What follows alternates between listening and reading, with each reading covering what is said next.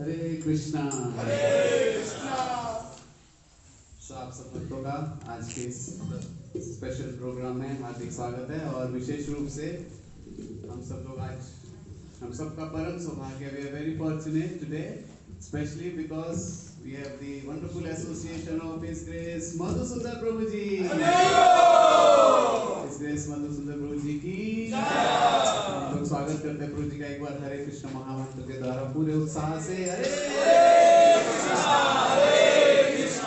कृष्णा कृष्णा हरे हरे, हरे राम राम राम हरे हरे, हरे कृष्णा। तो प्रभु जी को बहुत सारे भक्त जानते हैं, लेकिन अपने प्योरिफिकेशन के लिए हम प्रभु जी जो हैं हमारे गुरु महाराज श्री सोलनेस श्री गोपाल कृष्ण गोस्वामी महाराज के बहुत डियर डिवोटीज में से, बहुत क्लोज।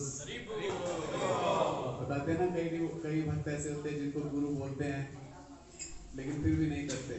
कई होते हैं जिनको गुरु बताते हैं फिर करते हैं, और कई भक्त ऐसे होते हैं जो गुरु के मन की बात को जानते हैं और वैसे ही करते हैं। फर्स्ट क्लास, तो फर्स्ट क्लास से भी फर्स्ट क्लास ऐसे वंडरफुल डिवोटी का हमें आज एसोसिएशन मिल रहा है। प्रभु जी 25 साल से भी ज़्यादा से पूरा लाइफ डेडिकेट करके जगह जगह पे जाकर, भारत का कोई ऐसा कोना नहीं है जहाँ पर प्रभु जी जो है जाकर लोगों का उद्धार ना किया। उस दिन हम लोग प्रहलाद महाराज के बारे में सुन रहे थे। प्रहलाद महाराज कह रहे थे कि मुझे अपनी चिंता नहीं है, मैं जहाँ भी रहूँगा मुझे आपका स्मरण होगा। लास्ट वीक हमारा वही श्लोक था। तो प्रभु जी ऐसे ही है, जहाँ भी रहेंगे वो भगवान का स्मरण करेंगे। लेकिन यहाँ से लेकर south India, east, north, west, सारी डायरेक्शन में प्रभु जी और उनकी बुक डिस्ट्रीब्यूशन टीम वो जाते हैं और पूरे जगह पे, सब जगह श्रील प्रभुपाद जी की बुक्स को डिस्ट्रीब्यूट करते हैं और इस मूवमेंट को आगे बढ़ाते हैं। तो प्रभु जी का जो मिशन है लाइफ में, कैसे ये कृष्णा कॉन्शियसनेस मूवमेंट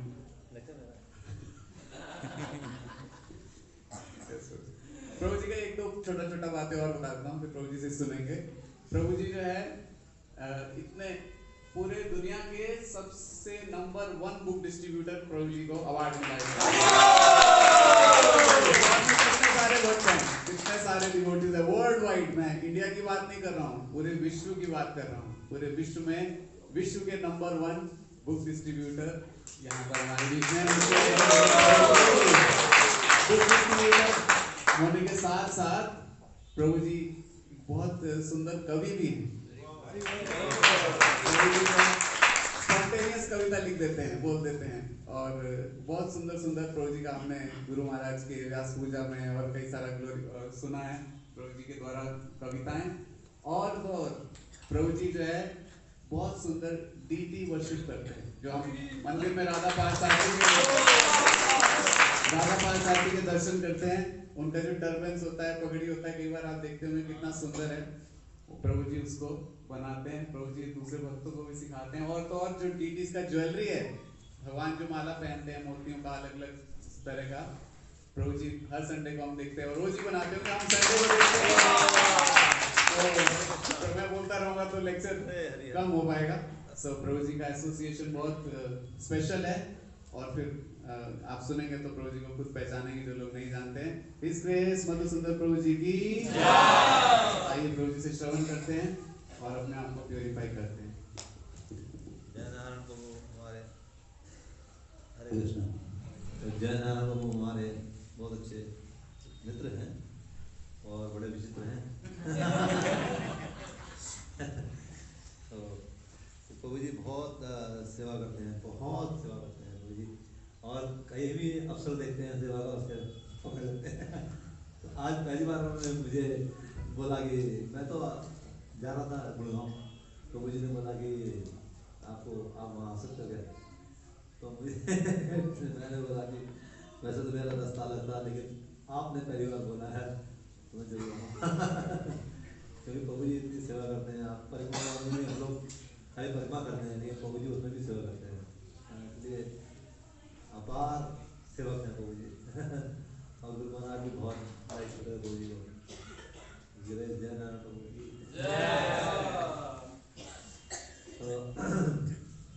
तो क्या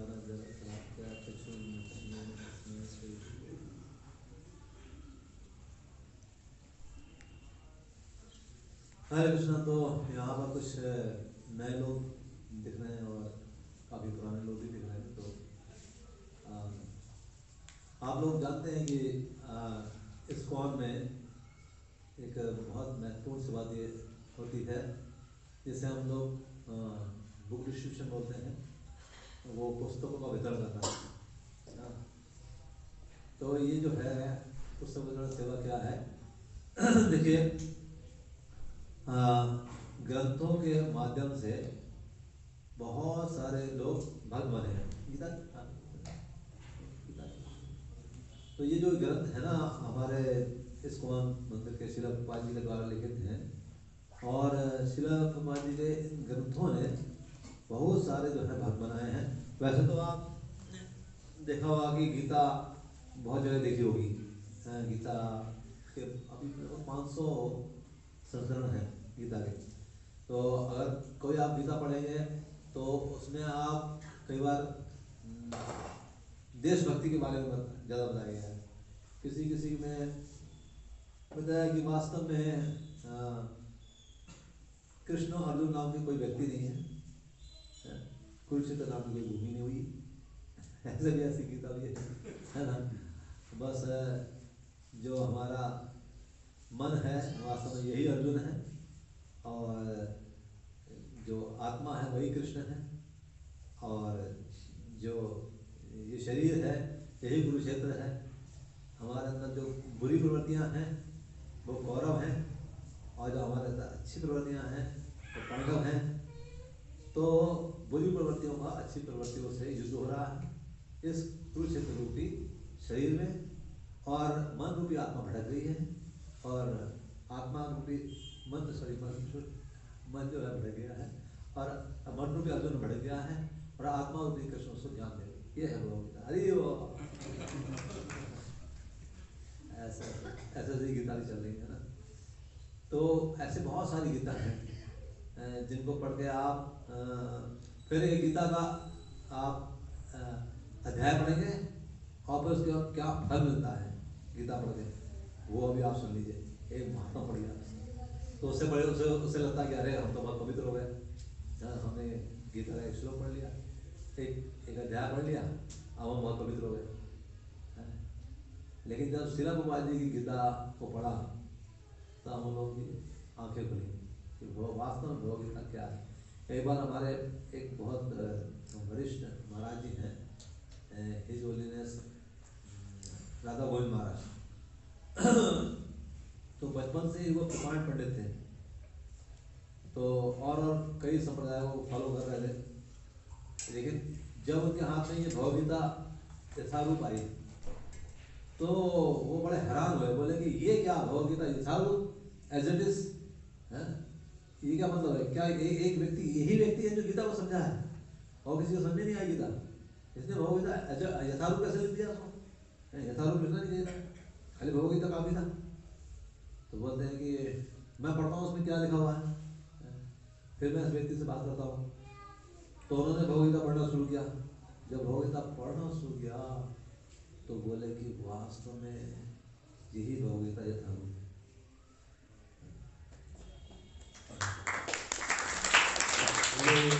एक यही व्यक्ति है जो गीता को समझा है वास्तव में। और मैंने जो है इनके प्रति अपराध कर दिया, तो मैं इस व्यक्ति से जरूर मिलना चाहूँगा। तो महाराज जो है शिला प्रभुपाद से मिले, बाद में उन्होंने दीक्षा लिया। तो इस तरीके से हम देख सकते हैं कि इस भगवद गीता ने बहुत सारे लोगों को भक्त बनाया। आप देखिए वैसे तो भगवद गीता बहुत पढ़ते हैं, लेकिन भगवद गीता पढ़ते हुए भक्त बन गया, और एक दो नहीं हजारों कांड हैं गीता पढ़ के भक्त बन गए। तो वो ये गीता भगवद गीता यथारूप है। एक बार एक लड़का जो है वो अपने भाई के पास जाता है, और वो भाई बोलता है कि चाय पियोगे? कहता है हाँ पी रहे हैं। तो चाय बनाने चले गए। वापसी वो जब चाय बनाने चले गए तो ये खाली बैठे हुए थे, अकेले बैठे हुए थे, तो टेबल पर गीता पड़ी हुई थी। तो उन्होंने गीता उठा के पढ़ने लगे, और जब गीता पढ़ने लगे भाई ये तो बहुत अच्छा गीता समझाया गया, ये कौन व्यक्ति है जिसने गीता लिखा है? फिर उन्होंने देखा कि ऐसी भक्ति वेदांत स्वामी प्रभुपाद, ये कौन है प्रभुपाद जी, हैं? तो फिर वो भाई आया, भाई से पूछा कि भाई गीता तुम कहाँ से लाए, इतना अच्छा सुनाया गीता का। तो बोले कि तुम्हें अच्छी लगी तुम ले जाओ। बोले नहीं नहीं नहीं ये आई कहाँ से है। तो बोला मैं इस्कॉन टेम्पल गया था, वहाँ से गीता थी। अच्छा इस्कॉन टेम्पल गीता है, हाँ। तो नहीं नहीं तुम ये रखो, मैं खरीदूँगा, मैं करवाट प्लेस में सर्विस करता हूँ, वहाँ नीचे ही स्टॉल लगता है ना, तो मैं वहाँ से ले लूँगा। बोलते ठीक है। तो वो नेक्स्ट डे वो करवाट प्लेस गए और नीचे गाड़ी लगी हुई थी ऑफिस के नीचे, तो उन्होंने गाड़ी वहाँ से गाड़ी से एक गीता खरीदी। और वहाँ पर गाड़ी में जो बैठे हुए थे वो फूड फॉर लाइफ के इंचार्ज इस बर्गर को तो उन्होंने जो है उनको इनवाइट किया, मोबाइल नंबर तो होते नहीं थे पहले, तो उनको इनवाइट किया आप मंदिर में आया करो। मंदिर में गए, वो बातचीत किया, उनको प्रसाद वसाद लाया, मैं बड़ा अच्छा लगा। तो वो मंदिर में आने जाने लगे, धीरे धीरे करते करते करते वो ब्रह्मचारी बन गए, और आज हमारे मंदिर के प्रेसिडेंट हैं।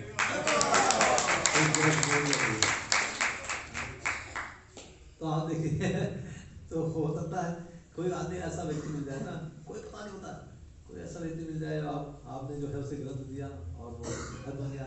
यहाँ तक कि कई सन्यासी भी ऐसे बन गए। एक बार ट्रेन में कुछ भक्त लोग जा रहे थे, तो एक बहुत पढ़ा लिखा व्यक्ति को मिला, हो सकता है हम ही लोग होंगे जिन्होंने दिया होगा गीता, है ना, तो हम लोग भी ट्रेन में करते थे उस समय। तो उनको गीता दिया, तो गीता पढ़े तो उसमें इतना अच्छा लगा, गीता पढ़ के वो तो 100 दिन है और गीता पढ़ते हैं। फिर उन्होंने पता किया कि ये कौन संस्था क्या है, सारा उन्होंने इसमें देखा, नेट पे देखा। फिर वो उन्होंने फिर जो है उन्होंने उसको नेट से ही जो है उन्होंने चैट शुरू किया, चैटिंग। फिर उनको इस सुंदर गोपाल वो मिले, और वो धीरे धीरे आके फिर मंदिर में आए और वो भगवान में, और आज हमारे मंदिर के न्यू वक्ता इंचार्ज हैं, को भी भागो। ऐसे ऐसे जो है लोग इन ग्रंथों को पढ़ ऐसे भगवान है। तो ऐसे फिर अगर जो व्यक्ति ऐसे व्यक्ति को ग्रंथ देता है और वो अगर भक्त बन जाए, तो जिसने ग्रंथ दिया है उसका तो उद्धार निश्चित है, क्योंकि उसका अधिकार बन जाता है। जितना जितना वो भक्ति करेगा तो उसका काफ़ी फल जो है उसको मिलेगा, जिसने उनको ग्रंथ दिया। तो पता नहीं कौन किसको क्या ग्रंथ दे दिया।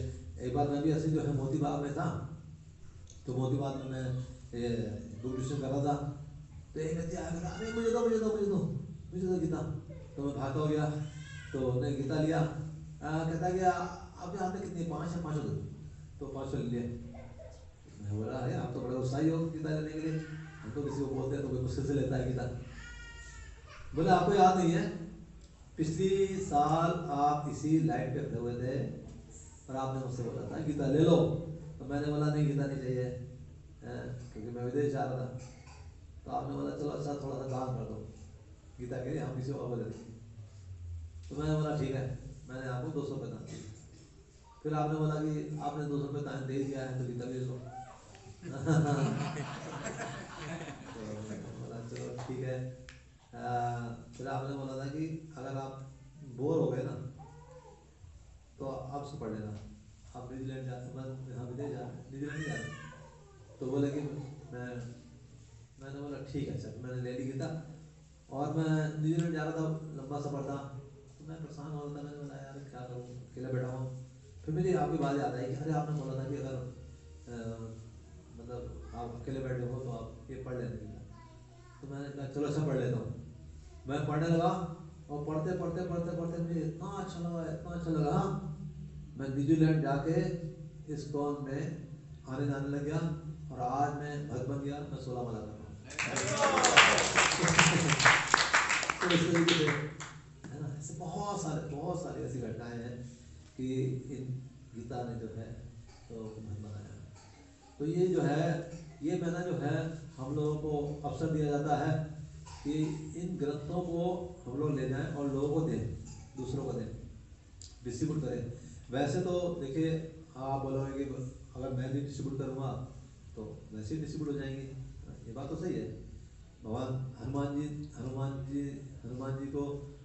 ने राम जी से बोला, भगवान क्यों हम लोग इतनी मेहनत कर रहे हैं, इतना बड़ा पुल बना रहे हैं, हाँ आप आपकी इच्छा होगी, आप भगवान हैं, आपकी इच्छा, आप बोलो पुल बन जाओ, अपना बन जाएगा। हाँ, हम लोग की इतने इतने लोग सेना लगी हुई है, करने की क्या इतनी जरूरत है। हाँ, तो भगवान ने बोला कि मैं तो रावण को भी वहीं से मार देता।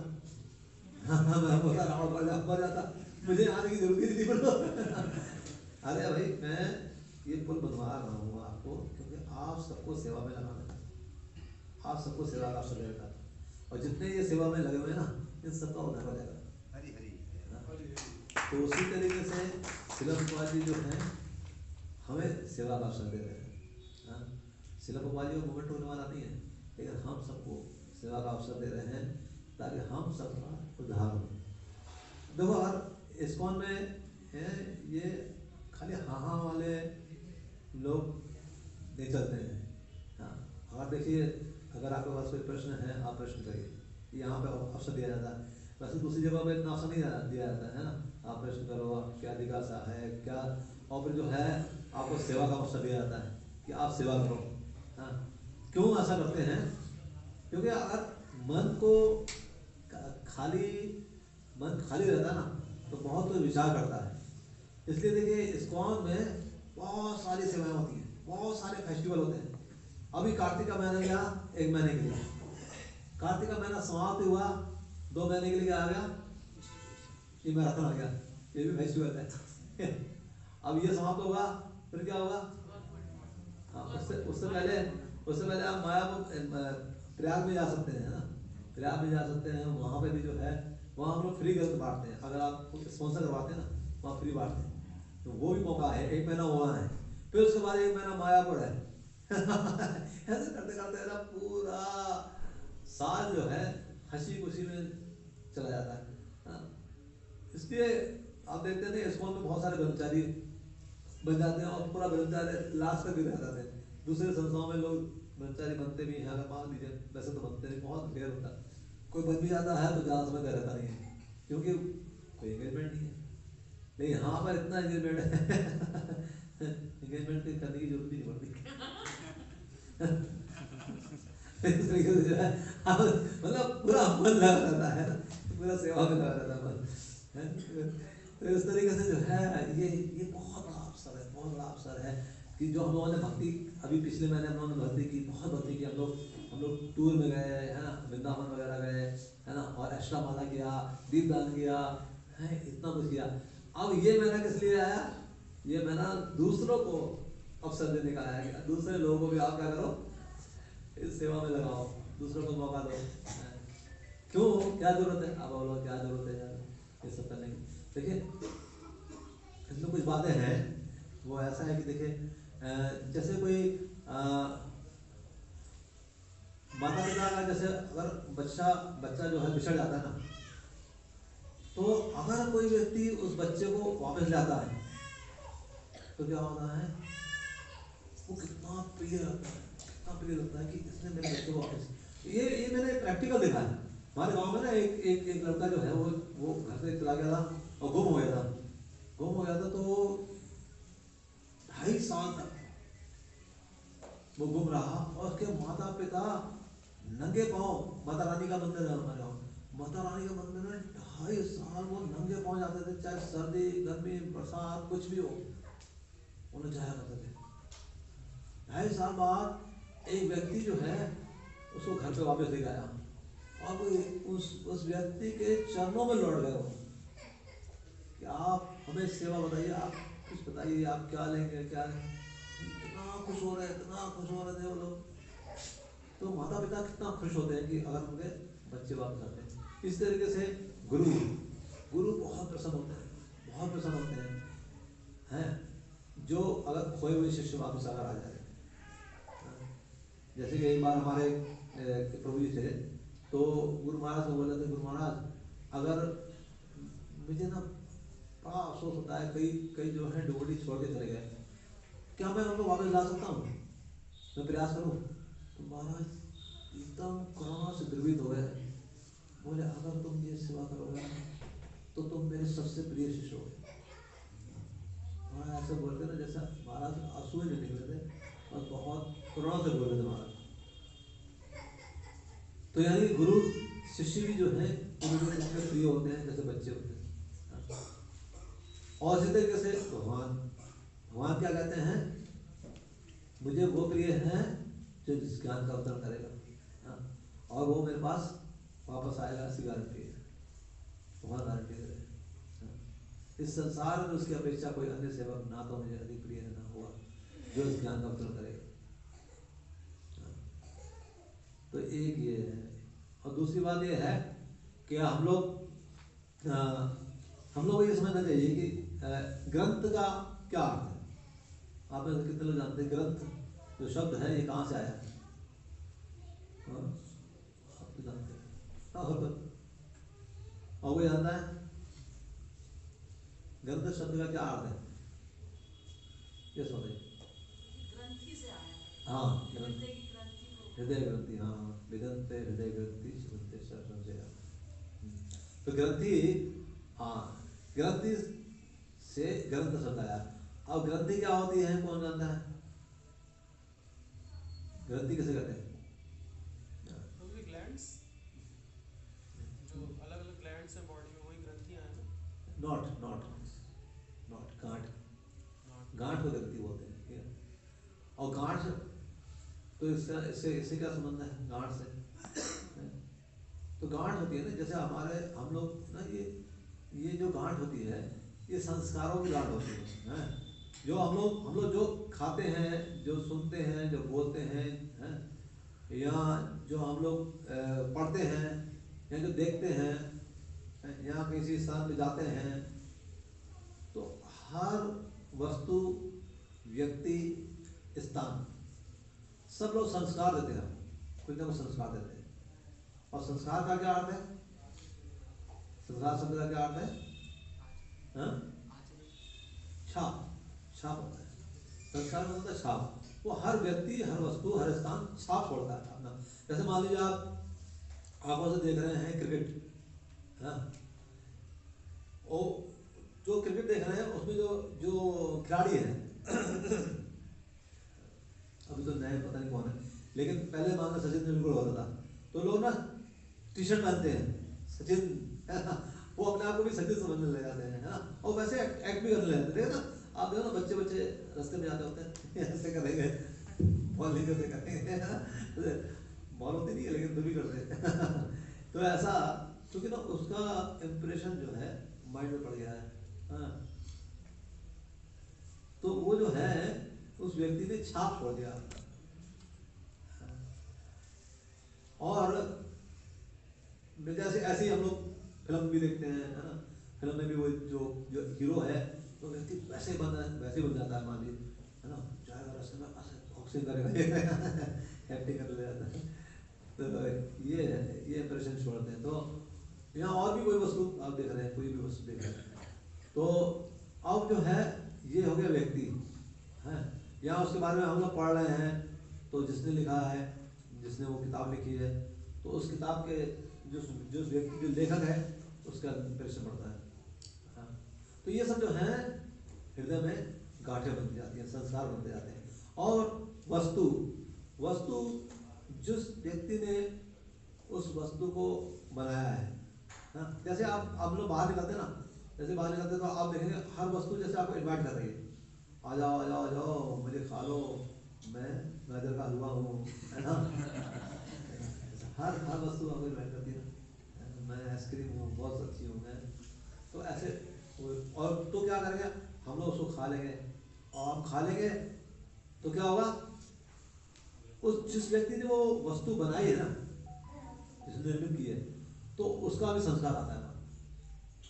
उसने किस सोच से बनाई है। अब मान लो वो किसी वादियों का, किसी फिजाओं का चिंतन करके बना रहा है, तो वो जो है संस्कार हमारे अंदर आ जाते हैं। हमारे भी वैसे विचार बन जाते हैं। या कोई गलत स्त्री का चिंतन कर रहा है, तो वो भी सारे संस्कार हमारे अंदर आते हैं। हम लोग वैसे ही बन जाते हैं। दूषित हो जाते हैं, मन दूषित हो जाता है। इसलिए चंद्रमा महाप्रभु कहते हैं विषय अन्न खाए ले दुष्ट हो गए मन, मलिन मन हो गया कृष्ण चिंतन। तो ऐसे भगवान का चिंतन नहीं होता उससे। तो इस तरीके से वस्तु और स्थान, स्थान क्या होता है? स्थान जैसे हम लोग पहले जाते थे, मैं तो गया नहीं, लेकिन कुल्लू मनाली हो गया, कश्मीर हो गया ऐसे स्थान हम लोग जाते हैं, या मंसूरी और जो भी है आप जानते हो है ना, ऊटी वगैरह जो भी। तो वो जो स्थान है ना, वो उस स्थान में भी आप देखेंगे ना कि अरे भाई ये कितना अच्छा स्थान है, क्या क्या वादियाँ हैं, क्या फिजाएं हैं क्या हवाएं हैं, है ना। उससे आकर्षित हो जाता है व्यक्ति, ओह देखो कैसे वो सुंदर लड़की के साथ जा रहा है, काश मेरे साथ भी होती है वो विचार, ऐसे विचारों में व्यक्ति डूबता जाता है है। तो क्या होता है वो सुंदर, वो सारी वादियाँ फिजाएं और वो सारा संस्कार छोड़ती है। तो व्यक्ति जो है उसमें भी वो उसके भी क्या बनते हैं, संस्कार बनते हैं और हमारे हृदय में ग्रंथि बन जाती है। अब दूसरी ओर हम आए, ये तो भौतिक हो गया, अब आध्यात्मिक जगत के बारे आते हैं ना। तो सबसे पहले क्या है? व्यक्ति। व्यक्ति है, आप क्या देख रहे हैं यहाँ पर? किसको देख रहे हैं आप? सब भक्तों को देख रहे हैं। दर्शन देख सके आपने, राधा कृष्ण के, जगन्नाथ बलदेव को सारे श्रीपाद जी, इन सब के जो है दर्शन के। और ग्रंथ पढ़ना है तो किसके? श्रीपाद जी के, है ना। अब ये लोग क्या करेंगे? ये लोग भी संस्कार देंगे। अब ये जो संस्कार देंगे ना, इस संस्कार से जो हृदय में ग्रंथि है ना, वो खुलने लग जाती है। पहले बंद रही थी बनती जा रही थी, अब खुलने लग जाएगी। तो ये ग्रंथि ये वास्तव में होती क्या है? ग्रंथि किसे कहते हैं? बहुत सारी गांठें लगा दो ना, वो गांठें लगाते उसका क्या बोलते, बुझा बन जाता है, क्या बोलते हैं, गुत्थी बन जाती है। हाँ, फिर उसको ना आप घी में डालो, कुछ समय घी में पड़ने के बाद फिर बाहर निकालो, फिर वो अब इसको सुलझाओ, तो वो सुलझाना इम्पॉसिबल जैसा हो जाता है। तो यही हमारे लाखों जन्मों के ये संस्कार पड़े होते हैं। देखो ना, जैसे आप चलते जाते हो तो कोई गाना पुराना गाना आता है ना, तो आगे क्या लाइन में पता होती है, आगे की लाइन क्या है क्योंकि हमारे संस्कार पड़े हुए। तो ये जो है आप फिर, तो जैसे आप भक्ति में आते हैं, कीर्तन करते हैं, श्रवण करते हैं, तो क्या होता है, ये सब गलतियाँ खुलने लग जाती हैं। वस्तु क्या होती है? वही वस्तु होती है, लेकिन हम लोग क्या करते हैं, भगवान को ऑफर करते हैं। और जिस व्यक्ति ने बनाई है, इसलिए बोलते हैं ना भक्तों के हाथ पे रखना चाहिए। जो व्यक्ति ने बनाया है और श्रीपाद जी का टेप लगाया है और भगवान का चिंतन करते हुए भक्त बना रहा है, तो भक्त तो ऐसे बनाएगा। तो फिर क्या होता है, वो वस्तु भी वो आपके क्या करते हैं, ग्रंथि खोलने का माध्यम बन जाएगी, उससे भी ग्रंथियाँ खुल जाती है। और स्थान, पहले स्थान कौन से हमने बताया था, कुल्लू मनाली वगैरह अच्छे लगते हैं। अभी कौन सा आपको स्थान अच्छे लगते हैं? कौन से? वृंदावन अच्छा लगता है, और मायापुर और जगन्नाथपुरी है, तिरुपति बालाजी, हरिद्वार, ये स्थान अच्छे लगते हैं। तो इन स्थानों पर जाकर भी आपकी ग्रंथियाँ बनने लग जाएंगी। इस स्थान का भी बहुत महत्व, स्थान का बहुत महत्व होता है। स्थान प्रधानम न बल प्रधानम, स्थान बहुत बल देता है। एक सालाना बल भी जो है ना, वो इतना बल नहीं देगा, लेकिन जो स्थान जो है बल देता है। जैसे कि एक बार ना शिव जी से मिलने के लिए गरुड़ जी गए थे, वहाँ विष्णु ने भेजा था किसी काम से, तो गरुड़ जी गए तो वहाँ पर शिव जी के गले में ना सांप थे, और गरुड़ जी को देखकर ना फुसकार रहे थे।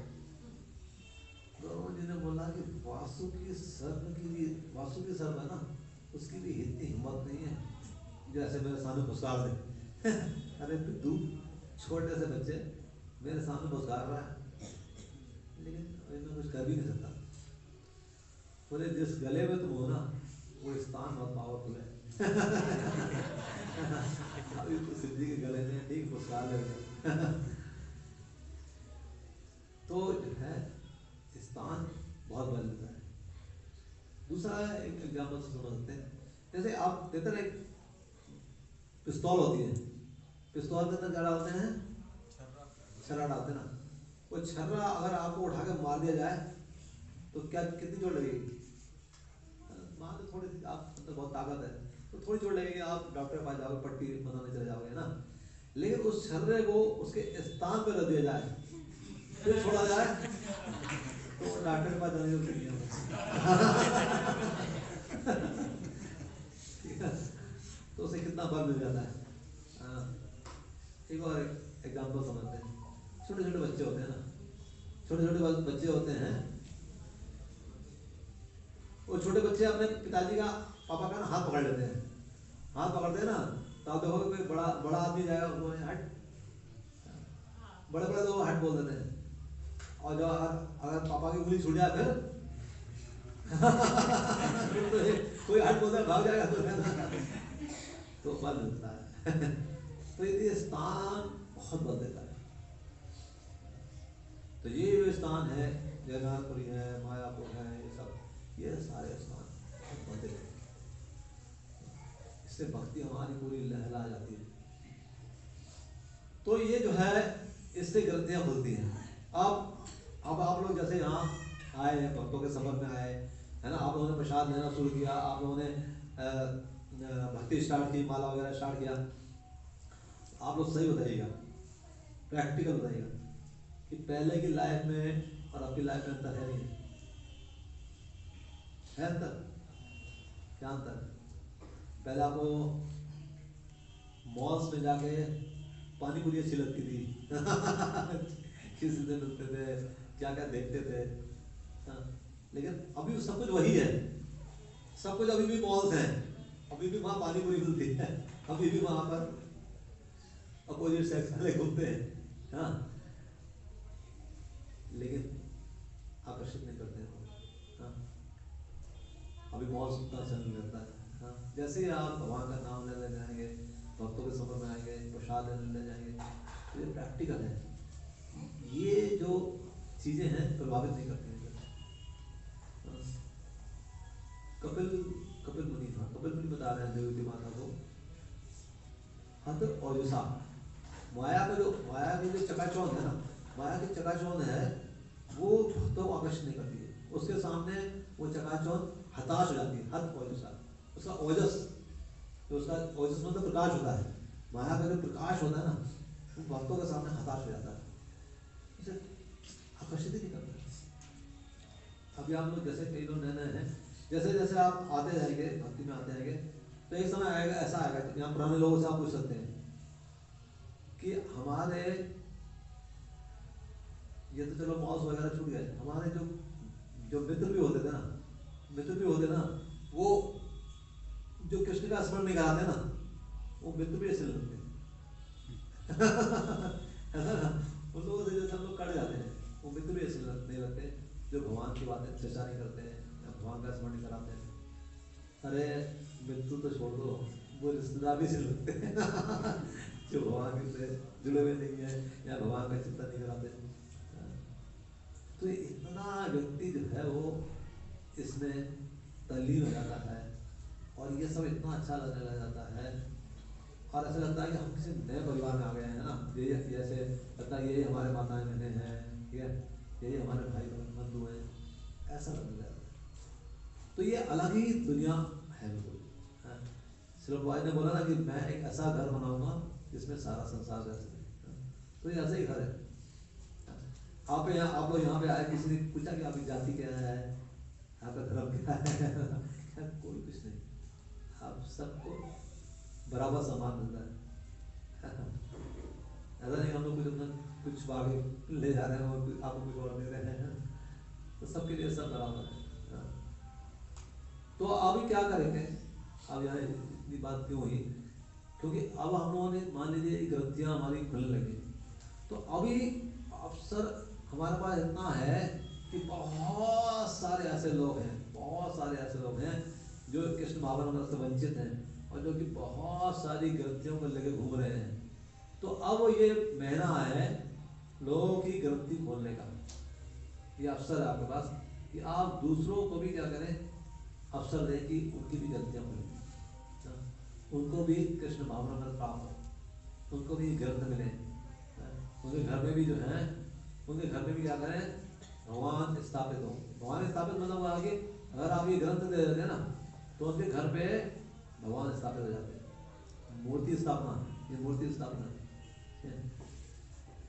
जिसके घर में ये ग्रंथ दे, उसके घर में मूर्ति स्थापना हो गई, ऐसा तमाम स्मारक बोल रहे थे। और श्रील प्रभुपाद ने बोला है कि ये बुक्स क्या है, मेरा हृदय है। तो अगर आपने किसी को ये ग्रंथ दे दिया तो क्या दे दिया, श्रील प्रभुपाद जी का हृदय दे दिया। अब उसका हृदय कितना भी मलिन होगा वो साफ हो जाएगा, क्लीन हो जाएगा। आप बोलोगे क्या आप बोल रहे हो, है ना, हम तो बड़ी मुश्किल से बोलते हैं किसी को ग्रंथ लो, बड़ी मुश्किल से कोई ग्रंथ लेता है। हाँ, कोई पूरे दिन में हम लोग तो बुक डिस्ट्रीब्यूशन कर ही नहीं पाते, हम लोग उसको कोई लेता भी नहीं है, कोई देखता भी नहीं है, कोई बात भी नहीं करता।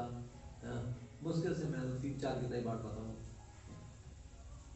हमारे गुरु महाराज बोलते हैं अगर आप एक गीता भी बांटते हो तो कम से कम 3 लोग आप उद्धार कर देते हो। एक गीता कम से कम 3 लोग पढ़ते हैं तो आपने 3 लोग का उद्धार हो गया। अगर आपने एक महीने में एक गीता का भी बांट दिया, मिनिमम 30 गीता अगर आपने बांट दी तो कितना आपने बांट दिया, कितने लोग का उद्धार हो गया, लगभग 100 लोग का उद्धार हो गया। तो सौदा बुरा है क्या, बुरा सौदा,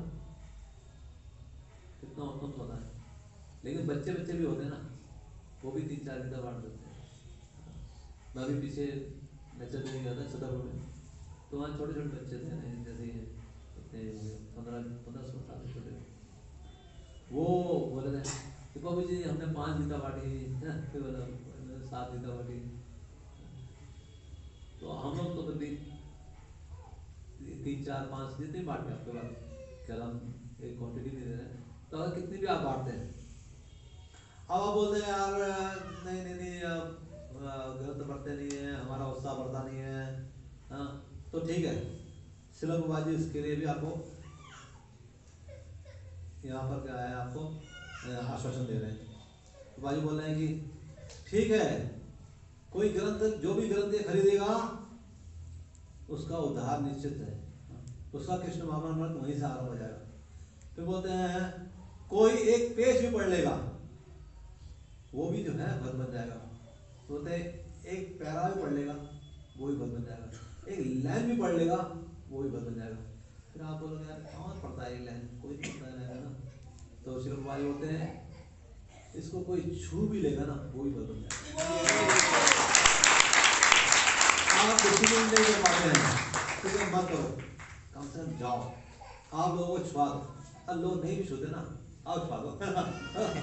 अरे मियाँ जी लो यार,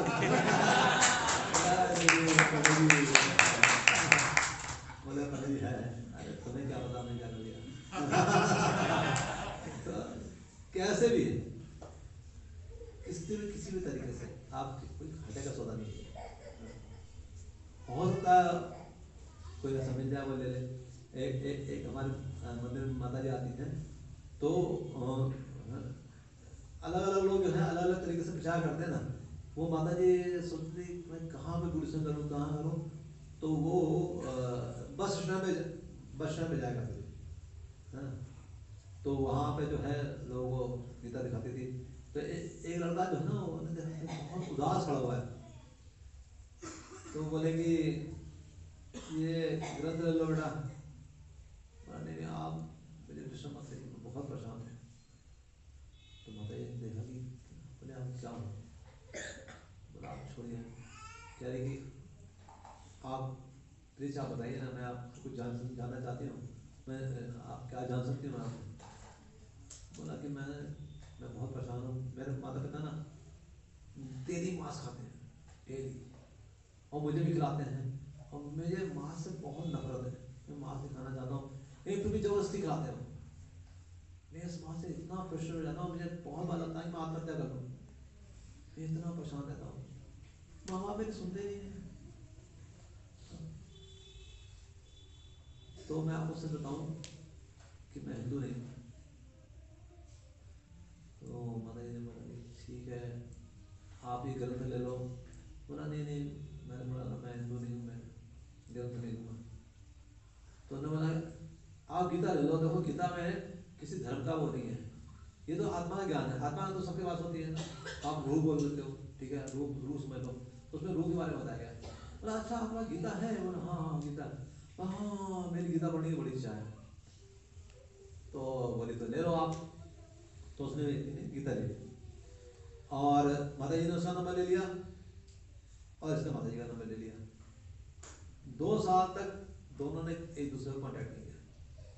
2 साल बाद उस लड़के का फोन आता है, बोला कि आंटी जी आपने वो गीता दी थी ना, मेरे हृदय में क्रांति आ गई है, मुझे इतना अच्छा लगता है, मैं बार बार गीता पढ़ता हूँ और मेरे विचार भी बहुत शुद्ध हो गए हैं।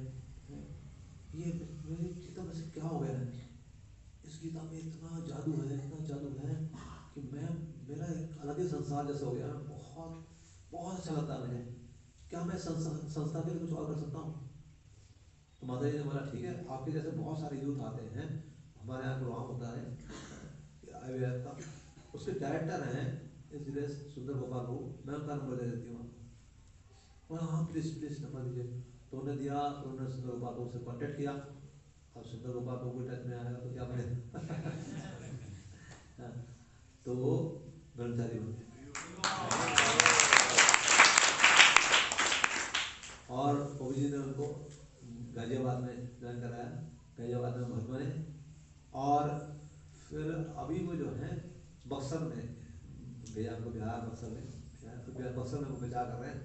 पहले उनका नाम मोहम्मद करके कुछ था, आज उनका नाम मनोहर है क्योंकि गीता ने उनका मन हर लिया तो इस तरीके से आप देख सकते हैं कि कैसे कैसे लोग बन जाते हैं। तो इसलिए ये जो है ये सेवा बहुत बड़ी सेवा है, क्योंकि श्रील प्रभुपाद जी जो है अगर आपको कोई सेवा दे रहे हैं तो छोटी बड़ी सेवा देंगे नहीं। श्रील प्रभुपाद जी ने एक बार बोला था इस रामेश्वर प्रभु थे, उन्होंने बताया, वो बोले कि तुम जानते हो मैं कृष्ण के साथ था, कृष्ण ने मेरे को बोला जाओ पृथ्वी पे जाओ, वहां पे प्रचार करो।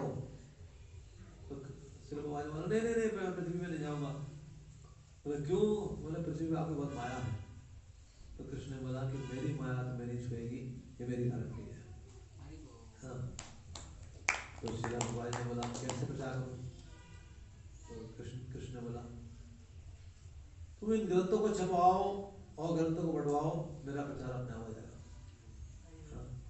तो श्रील प्रभुपाद बोलते हैं कि मैं इसी मिशन के लिए आया हूँ, इसलिए मैं आपसे बार बार बोलता हूँ डिस्ट्रीब्यूट बुक। तो जो बात अगर 3 बार बोली जाती है ना, तो उसमें मतलब बहुत जोर दे के बोला जा रहा है, मतलब ये करना ही है, ये करना ही है, ये करना ही है।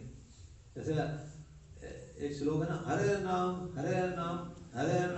एक केवलम कलो नास्तेव गतिरन्यथा, अन्यथा कोई गति नहीं है, एक ही है, हरि का नाम है। बार 3 बार जोर देकर बोला जा रहा है। उस तरीके से भगवान बोलते हैं डिस्ट्रीब्यूट को। तो मतलब कोई बहुत जरूरी काम है। जैसे बच्चों को बोलते हैं ना, बेटा जीरा लेके आना, ठीक है, थोड़ी देर बाद मदर को बोलेगी बोलना नहीं बेटा जीरा लेके आना, हाँ मम्मी। फिर वो जाती होगी, फिर बोलेंगे बोलना नहीं जीरा लेके आना, हाँ लेके आऊंगी। हाँ, तो यानी कि जीरा बहुत इंपॉर्टेंट है। तो उसी तरीके से सिर्फ बाजी का बोलते हैं डिस्ट्रीब्यूट बुक, ये इतना इम्पोर्टेंट है, क्योंकि श्रील प्रभुपाद जी क्या बोल रहे हैं, ये ग्रंथ मैंने नहीं लिखे हैं, स्वयं कृष्ण ने लिखवाए हैं। तो जो स्वयं भगवान की अगर वाणी होगी तो भगवान से अभिन्न होगी। तो अगर हम लोग किसी को ग्रंथ दे देंगे तो क्या करेंगे? भगवान का हृदय, हाँ भगवान का हृदय दे देंगे, कृष्ण दे देंगे उसको, कृष्ण दे देंगे ना। श्रील प्रभुपाद जी बोलते हैं ये एक ऐसी सेवा है जो पूरे दिन आपको एंगेज रखती है, और पूरे दिन आप क्या बोलते हैं सबसे कृष्ण लो, सबको बोलते हैं कृष्ण लो। यानी अगर आप बोल रहे गीता लो तो यानी कि आप उसको बोल रहे हैं, सबको बोल रहे हैं कृष्ण लो कृष्ण लो कृष्ण लो। होता नहीं मुझे नहीं चाहिए, मुझे नहीं, यानी कि उसको कृष्ण नहीं चाहिए। मुझे कृष्ण चाहिए, कृष्ण चाहिए। फिर दूसरा आएगा, अच्छा कृष्ण का नाम क्या है, गीता तो कृष्ण का नाम क्या है, तो कृष्ण खरीद के लेके जाता है। सिर्फ बाजू एक बार विदेश में एक बार बोलता है, तुम लोगों ने यहाँ पे आके हम लोगों को बदनाम कर दिया है, हिंदुओं को बदनाम कर दिया, क्या तुम लोग तो भगवान को बेच देते हो। तो श्रीराम कुमार जी उससे ज्यादा जोर से बोले, हाँ हम कृष्ण को बेच रहे हैं, इस्कॉन एक ऐसी संस्था है जो कृष्ण को बेच सकती है, और तुम कृष्ण को खरीद दो, अगर तुमने कृष्ण को नहीं खरीदा ना तो यमराज तुम्हें खरीद लेंगे।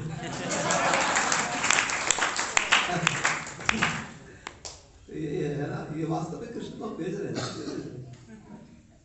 और कृष्ण कितने सस्ते हैं, कितना कृष्ण की कीमत कितनी है, सिर्फ तो 210 रुपए है, 30 रुपए, इतनी सस्ती कीमत है। नहीं तो आप बीमारी खरीदो भाई, बीमारी हमें लाखों रुपए लगाते रहो, हाँ, लेकिन जब कृष्ण को आप खरीदोगे तो आप बीमारियों से भी दूर हो जाओगे, जन्म मृत्यु बुढ़ापा बीमारी से भी दूर, सबसे दूर हो जाओगे। और परमानेंट हैप्पीनेस मिलेगा। क्योंकि हम लोग क्या है ना, हम लोग को सिर्फ इसी दुनिया का पता है, यही दुनिया अच्छी लगती है, जिस परिवार में हमें वो परिवार अच्छा लगता है ना, वही बच्चे अच्छे लगते हैं, वही माता पिता अच्छे लगते हैं, वही पत्नी अच्छी लगती है, जिस परिवार में हमें, वो सब छोड़ना नहीं चाहते। यहाँ तक कि अगर एक सुअर से भी आप बोलोगे ना कि तुम ये परिवार छोड़ दो, बहुत अच्छा हम मनुष्य परिवार में देंगे, बोले नहीं ये अच्छा वो नहीं जाना जाएगा। उसी तरीके हमें लगता है कि हाँ बस यही परिवार अच्छा है, हम यही रहना चाहते हैं।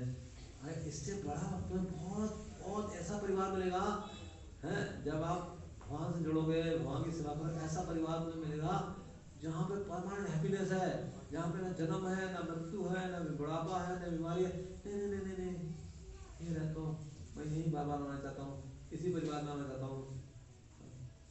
तो जैसे एक व्यक्ति होता है ना, उसका वो कांच का जो है वो प्याला टूट गया, अब रो रहा है, अरे क्या इतना बढ़िया क्या कांच का प्याला था, मैं टूट गया। तो दूसरे व्यक्ति ने बोला, अरे आओ यार तुम मेरे पास आओ, तुम इतनी छोटी सी चीज रो रहे हो, आ जाओ मैं तुम्हें डायमंड दूंगा। बोला नहीं मुझे डायमंड नहीं चाहिए, मुझे वही कांच का प्याला चाहिए, राजा जी आप वही कांच का प्याला दे दो। अरे तू राजा के पास आया यार, छोटी चीज क्यों मांग रहा, बड़ी चीज मांगा। नहीं मुझे वही चाहिए। तो वही हमें वही परिवार चाहिए, हमें डायमंड मिल जाएगा शुरुआत में, नहीं वो नहीं चाहिए, वो नहीं चाहिए, परमानेंट हैप्पीनेस मिलेगा, नहीं चाहिए, वो नहीं चाहिए। ये हमारी तो इस तरीके से जो है देखा जाए तो ये ग्रंथ क्या करते हैं, हमारे आगे बोलते हैं, चक्षु देते हैं, चक्षु ना, चक्षुदान दे लो जी जन्मे जन्मे तुम से। गुरुदेव जो है वो क्या करते हैं, ये ग्रंथ क्या करते हैं, भगवान क्या करते हैं, हमें आंखें देते हैं। आप बोलो यार आंखें तो हमारे हैं, आंखें हैं तो आप कैसे बोल रहे हैं आंखें दे रहे हैं, तो आंखें हैं लेकिन सच्चाई हम लोग नहीं देख पा रहे हैं। असत्य सत्य करीबन, जो असत्य संसार है उसको हम लोग सत्य मान रहे हैं। अरे छूट जाएगा संसार, ये जितना कुछ आप देख रहे हो ये छूट जाएगा, ये सत्य नहीं है। हाँ, हमारा शरीर सत्य नहीं है, हमारा परिवार सत्य नहीं है, ये जो सड़कें उड़कर देख रहे हैं ये सत्य नहीं है, गाड़ियाँ उड़ियाँ देख रहे हैं सत्य नहीं है, सब थोड़ा दिन बाद सब छूटने वाली है। नहीं वो मानेंगे। फिर गुरु जो मिलते हैं वो आपको चक्षु देते हैं, देखो भाई ग्रंथ मिलते हैं तो चक्षु देते हैं, अरे भाई तुम देखो वास्तविक सत्य नहीं है, ये कुछ समय के लिए। तो ये आगे होते हुए हम लोग देख नहीं पाते। जैसे बच्चे होते हैं ना, तो बच्चों को माता पिता बोलते हैं ना, ये तो मेरी सुनती ही नहीं है, बोलते हैं अरे सामने बैठी तो सुन तो रही है, क्यों बोले सुनती नहीं है, क्योंकि वो सुन के भी नहीं सुन रहे, कान होते हुए भी मतलब वो जब फॉलो नहीं कर रहे हैं तो नहीं सुन रहे, एक ही बात है। तो उसी तरीके से आंखें देख कर भी नहीं देखती। हमारे सामने ये सब लोग जा रहे हैं, शरीर छोड़ जा रहे हैं, मर रहे हैं, हमारे कितने रिश्तेदार पड़ोसी मित्र सब चले गए, हमें लगता नहीं हम तो नहीं जाएंगे, हम भी जाएंगे हम भी जाने वाले हैं। तो ये जो है सारे क्या कहते हैं, ये आंखें ये ग्रंथ देते हैं, गुरु देते हैं। तो आप क्या करें, हम दूसरों की आंखें खोलने का मौका ढूंढें, औरों को भी आंखें खुलें, जो जाने कि सच्चाई क्या है संसार में। ओके, तो कब तक करना टाइम होगा, बोल सकते हैं क्वेश्चन ले तो कुछ और। हम आपको ऐसी घटनाएं बताते हैं जो थोड़ा हास्यप्रद घटनाएं होती है।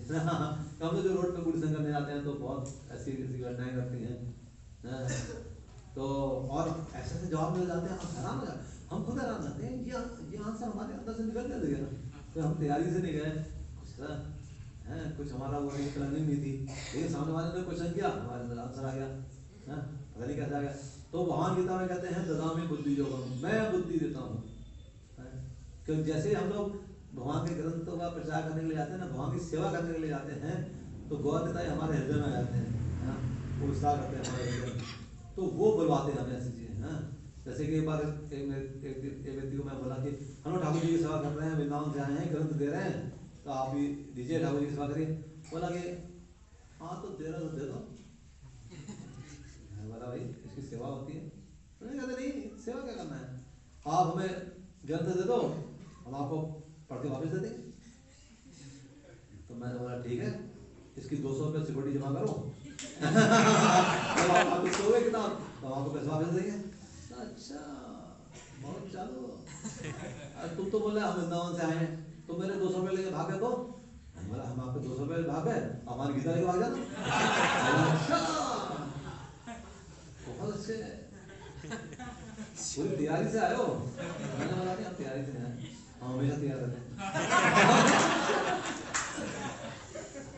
मैंने सुना था कि स्कॉन वाले बड़े अच्छे आंसर देते हैं, मैंने आज सुन लिया। मैंने आप ले लो, कहता ठीक है आप ले लो।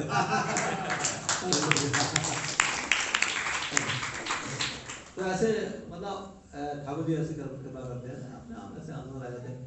एक बार ऐसी घटना भी करती है कि एक बार मैं चंडीगढ़ में था, तो चंडीगढ़ में मैं बुकिंग कर रहा था, तो वहाँ पर व्यक्ति मैंने सुनी नहीं रहा था। मैंने बोला कि अरे सुनिए सुनिए, हम गीता दे रहे हैं, डिस्ट्रीब्यूट कर रहे हैं, सुनिए। अपनी वाइफ से बात कर रहा, तो मैंने थोड़ा सा झुक के सुना, मुझे लगा कि लोग अब हमें सिंधी भाषा में बात कर रहे हैं। तो मैंने बोला क्या आप सिंधी हो?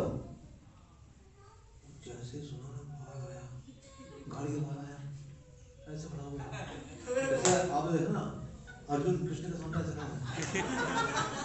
ठीक क्या हो गया, अब तो सुन नहीं रहा था, बात भी नहीं कर रहा था, ऐसे क्या हो गया? मैंने तो सिर्फ इतना पूछा कि आप सिंधी हो? कहता आपको कैसे पता लगा मैं संदीप हूँ? वो संदीप है ना? मैंने बोला यार से गलत सुन लिया। मैंने बोला एक्चुअली क्या करते हैं हम लोग, माला करते हैं, हमें पहले पता लग जाता है।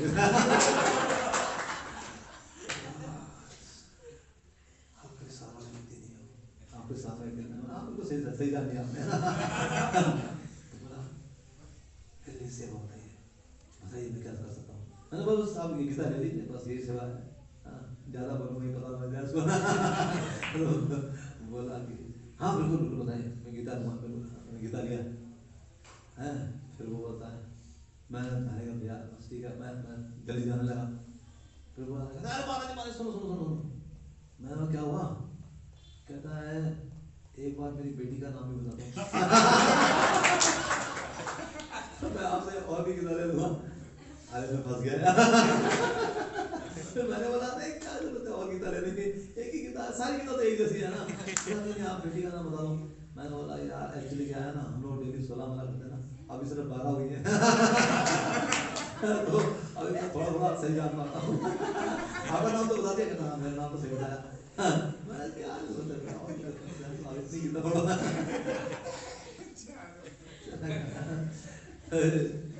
इस तरीके से ऐसे घटनाएं घट जाती हैं। ठाकुर जी ऐसे मती देते हैं। एक बार एक लड़का होता है, तो हम लोग थे नीलगिरी रेलवे स्टेशन पे, तो वहाँ पर एक लड़का आता है, वो बोला अरे आप क्या कर रहे हो? गीता पढ़ रहे हो? मैंने हाँ मुझे गीता चाहिए, मेरे गुरु जी ने बोला ना कि आप गीता जरूर पढ़ना, तो मैं बहुत समय से गीता ढूंढ रहा था। तो मैंने बोला चलो ले लो। तो उसने कहा कि कितने के हैं? मैंने बोला कि 200 की। नहीं मैं नहीं ले पाऊँगा। नहीं चाहिए। मैं बोला अगला कितने पैसे बताओ, बहुत गरीब सा रहता था, मैं कितने पैसे हैं, तुम उतना दे दो जितना तुम्हारे पास उतना दे दो। हमें लोग कई बार एक्स्ट्रा भी दे देते हैं तो हम उसे कवर कर लेंगे। बोला नहीं मेरे पास बहुत कम पैसा, मैं कितना है, बोला सर 35 रुपये। मैं चलो तुम 35 रुपये दे दो, मैं तुम्हें गीता देता हूँ। मैं नहीं गीता गीता बहुत बड़ी चीज़ है, मुझे पैसे मैं पूरे पैसा दूंगा। बोला यार तू कहाँ जाएगा अभी, तू कहाँ से पैसा लाएगा, तू कहाँ रहता है? बोला मैं इस दिन ही रहता हूँ। मैं बोला बता इस दिन ही रहता है, कहाँ से पैसा लाएगा? हाँ बोला उसके आप चिंता मत, मैं भी ले रहा हूँ पैसा ले रहा हूँ। मैं बोला ले जाएगा, बोला नहीं मैं पैसे अभी पैसे फटाफट दिखा रहा हूँ। हाँ मैं दिखा रहा हूँ, मैं तभी हुआ पूरे पैसे दूंगा। 2 मिनट बाद वो वापस आ गया, बोला ये लो 200 रुपये लो, गिरा दो। मैं तो पैसे कहाँ से लाया? तो मैं जेब बता रहा हूँ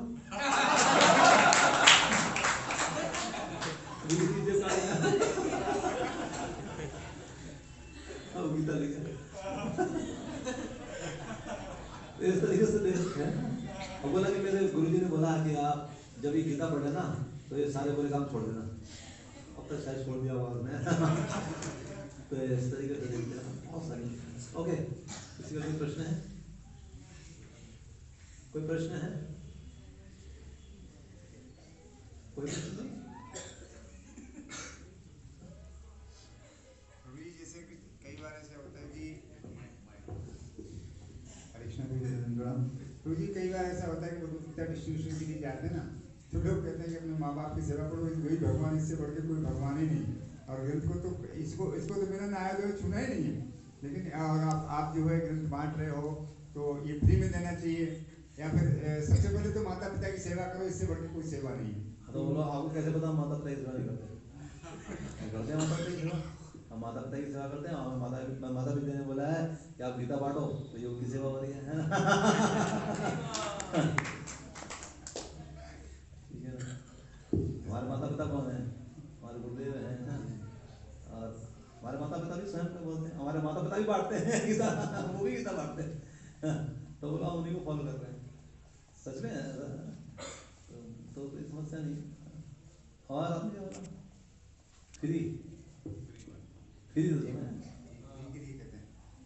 तो फ्री के लिए हम लोग बहुत सारे चीज़ें बोलते हैं। आप क्या बोलते हैं फ्री के? मैंने उनको बोला, मैंने कहा आप जो जहाँ पे गीता छपती है ना वहाँ पे चलिए, आप वहाँ पे कार्य करिए, मजदूरी मत लीजिए, आपको फ्री गीता मिलेगी। वहाँ भी तो पैसे लगते हैं ना, पैसे लेते हैं लोग, प्रिंट के पैसे लगते हैं, इनके पैसे लगते हैं, मजदूरी के पैसे लगते हैं, मशीनों के पैसे लगते हैं, ये बोलना पड़ता है। हाँ दो हिंदुओं में बड़ी खासियत होती है, बोलते हैं लेकिन करते नहीं। हाँ आप गीता स्पॉन्सर करो, हम आपके सामने फ्री बांटेंगे। आप स्पॉन्सर करो, बोला अरे भाई देखो ईसाई लोग तो इतना गीता बांटते, इतना वो कुरान क्या बाइबल बांटते हैं, इतनी बाइबल बांटते हैं, आप नहीं बांटते। मैंने बोला ईसाई लोग वो कोई स्पॉन्सर करता है तो फ्री बांटते हैं, अपनी तरफ से थोड़ी बांटते हैं। वो लोग तो खाली बांटते हैं, स्पॉन्सर कोई करता है। आप भी आइए, आप स्पॉन्सर करिए, हम आपके सामने गीता बांटेंगे।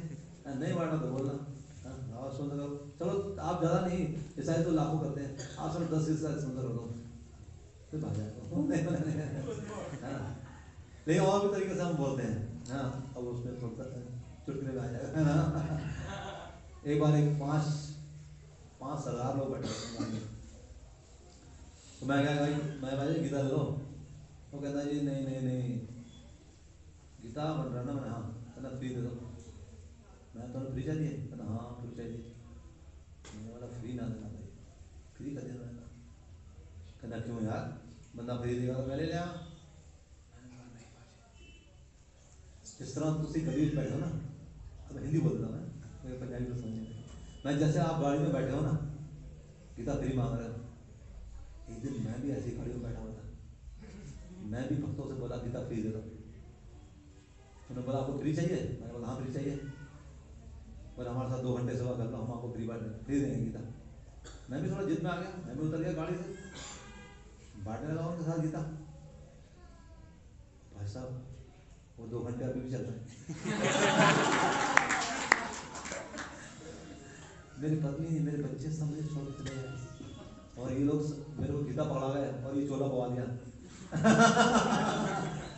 तो बताओ गीता चाहिए? फिर चाहिए? बोला नहीं भाई फ्री नहीं चाहिए मुझे। बोलने लो कितना बोल बोल दिया। अब वो भी सोच रहे थे मजाक कर रहा है कहीं आदमी क्या ना कि हम ऐसे मजाक करते करते अगर आप बहुत सुस्त हो जाओगे व्यक्ति के साथ व्यक्ति जैसा बोलता है ना आप उसी का अकॉर्डिंग बोलोगे तो आप उससे व्यक्ति खुश हो जाता है कि हाँ भाई तो यार थोड़ा हंसी मजाक हो गया ना।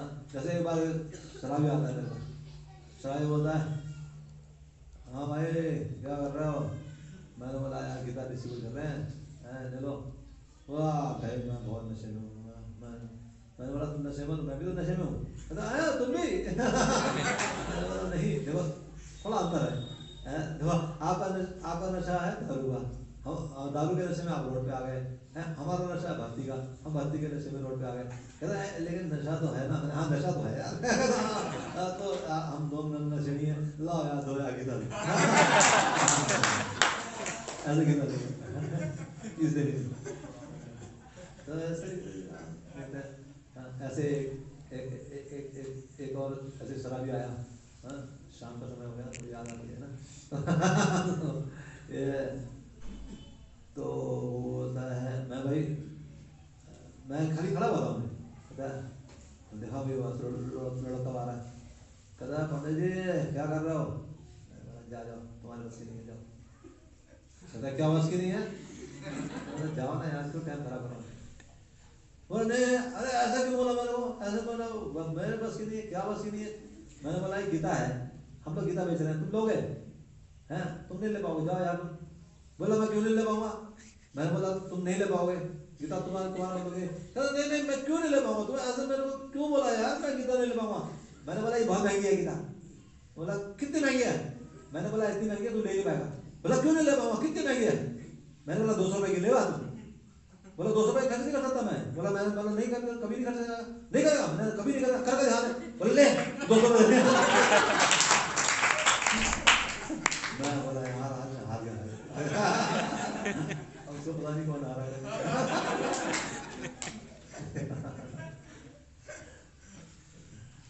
ओके ओके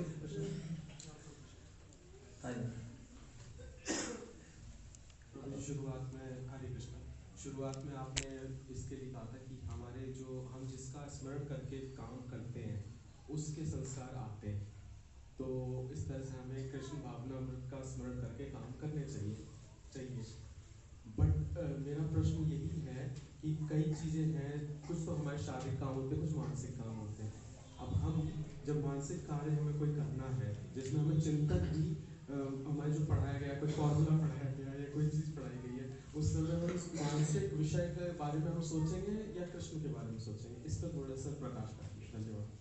अगर आप कृष्ण के बारे में सोचेंगे ना आपकी मनस्थिति अपने आप ही सही जाएगी सब सही रहता है यस्मिन तुष्टे जगत तुष्ट जिसको तुष्ट करने सब कुछ तुष्ट रहता है सब व्यक्ति तुष्ट रहते हैं मन अपने आप प्योर रहता है जब मन आपका डिस्टर्ब नहीं होगा मन स्थिर होगा तो आप जो है आपकी पढ़ाई में भी आप बहुत जल्दी जो है कैप्चर कर लेंगे कुछ भी पढ़ेंगे हाँ और ये भक्ति ना हमेशा हेल्प करती है भक्ति आपकी बाधा नहीं होती है किसी चीज़ में है आपको खुद पता लगेगा आप खुद ही सोचोगे क्या जैसे मेरे पास पहले 24 घंटे थे अभी जैसे 48 घंटे मैं भक्ति का समय भी निकाल पा रहा हूँ और पढ़ाई का समय भी निकाल पा रहा हूँ ये सब मेरे साथ कैसे हो रहा है।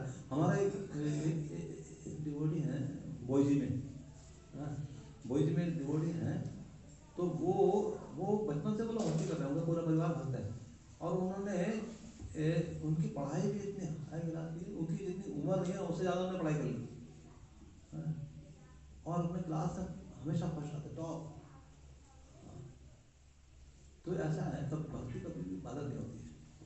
यहाँ तक कई हमारे ऐसे भक्त हैं जो एग्जाम के समय भी माला करके जाते हैं और वो कहते हैं हमारे बड़ा अच्छा हमको कोई बाधा नहीं होती है। तो मन अगर स्थिर है ना तो आपको कुछ भी आप कुछ समय में भी सब कुछ आप पढ़ लोगे और समझ जाओगे। मन अगर स्थिर नहीं है तो आप बहुत कुछ पढ़ोगे ना वो भी दिमाग में घुसता नहीं है। तो इसलिए कृष्ण हमेशा आपको सहयोग करेगा ये विश्वास का पदार्थ है। हरे कृष्णा प्रभु जी जैसे गीता जो है बहुत पवित्र ग्रंथ है क्या हम जिस तरह सोते हैं क्या हम लेटे लेटे पढ़ सकते ही नहीं? वो बिस्तर पवित्र हो जाएगा। अब वो तो पवित्र है, आप मानते हो ना पवित्र है, तो जहाँ रखो वो पवित्र हो जाएगा, जिस स्थान पे रखो पवित्र हो जाएगा। देखो सारा भी पवित्र हो गया।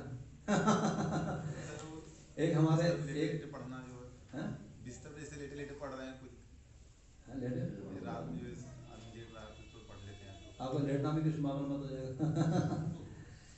जैसे कि हमारा एक डिवोटी थे, एक व्यक्ति था, तो व्यक्ति ने वो गीता खरीद के आया था, ये गीता और गीता खरीद के आया। तो एक हाथ में उसे दारू होती थी ना, और एक हाथ में गीता होती थी, और दारू पीता जाता था, गीता पढ़ता जाता था। एक दिन क्या हुआ, इसका नशा ज़्यादा चढ़ गया, ठीक है, और वो डिवोटी बन गया। और बाद में हमारे मेरे साथ बहुत बुरी ने क्या कहता है कि इस गीता ने मेरा हृदय परिवर्तित किया। हरिनारायण प्रभु अभी जिन्होंने शरीर छोड़ा हरिनारायण, तो वो ऐसी बचपन तो दारू भी होती थी और गीता भी होती थी, और पढ़ते पढ़ते वो बचपन। तो इस तरीके से जो है कैसी भी स्थिति हो वो सब प्योरीफाई हो जाती है। इतना ग्रंथ पवित्र, लोग बोलते ना अरे नहीं इतना पवित्र ग्रंथ है हम उसको ले नहीं सकते, मान रहे हो पवित्र फिर भी ले नहीं सकते। अरे कहाँ कहीं किसी स्थान में रख दिया तो अरे जिस स्थान पे रखोगे वो स्थान पवित्र हो जाएगा। आप मान रहे हो ना पवित्र है बहुत, तो जिस स्थान पे रखोगे वो स्थान पवित्र नहीं हो जाएगा क्या? मतलब जिस स्थान पे रखोगे वो स्थान दूषित हो जाएगा। इतना पवित्र गीता है। कैसे बोलती है, खुद ही बोल रहा है कि बहुत पवित्र चीज है। मानते हैं गीता दूषित हो जाएगी, दूषित गीता दूषित कैसे हो जाएगी, है ना? भगवान कोई दूषित हो सकते हैं क्या? सूर्य कोई दूषित हो सकता है क्या? सूर्य तो जिस स्थान पे जाएगा, देखो जहाँ बदबू वाले स्थान भी होते हैं ना, सूर्य की रोशनी पड़ती है तो वो स्थान शुद्ध हो जाता है। पानी देखो, पानी शुद्ध कर देता है। आप शौच होकर के आते हो तो पानी से हाथ धो लेते हो तो अपने आप शुद्ध मान लेते हो, है ना? कितना गंदा स्थान है शौच, वहाँ से होके आते हो फिर भी आप हाथ से पानी से हाथ धो लेते हो, आप सोचते हो मैं शुद्ध हो गया, नहा लेते हो शुद्ध हो गया। तो जिसने ये वस्तु बनाई है सारी, वो कितना शुद्ध होगा? तो वो जो है इस स्थान में रखेंगे वो स्थान अपवित्र हो जाएगा। कैसी बात है? तो लोग इस बात को आप समझा सकते हो कि ये इतना पवित्र है, आप देखोगे छूओगे तो भी उतार जाएगा। हाँ, कई बार थोड़ा फायदे का भी बता सकते हैं हम लोग। जैसे एक बार एक व्यक्ति था, वो जलंधर में, वो भी सराजी थे, तो बोलते हैं मैं सारी ग्रंथ ले लो, नहीं यार पढ़ी नहीं जाती, इसे कर नहीं तो मैं ले लेता, इसे कर नहीं ले रहा मैं सारी तुम पढ़ो ना पढ़ो, तुम इनू अपने मथे से रखो और हिंदी बोलो, और व्यापार करने जाओगे ना तो देखो व्यापार में कितनी तरक्की, व्यापार आपका बढ़ जाएगा। बोला यार व्यापार बढ़ जाएगा, हाँ मैं तो कह व्यापार बढ़ जाएगा, मैं हाँ बढ़ जाएगा भाई, कहते यार व्यापार चल नहीं रहा। तो मैं ले गया, मैं जैसे ले लिया बहुत थैंक यू। फिर मैं क्या भाई हूँ देखना तुम, मैं तुम्हारे दुकान में ना, आपकी दुकान पे कितने ग्राहक आएंगे, मतलब दुकान में ग्राहक आएंगे, मैं हाँ, कहना ले यार झूठ बोल बोल के ग्रंथ भेज जा रहा, मेरा खेती था कम है और अगर ग्राहक आएंगे दुकान पे कई बार बात आ जाता है, लेकिन वो ले गया गीता।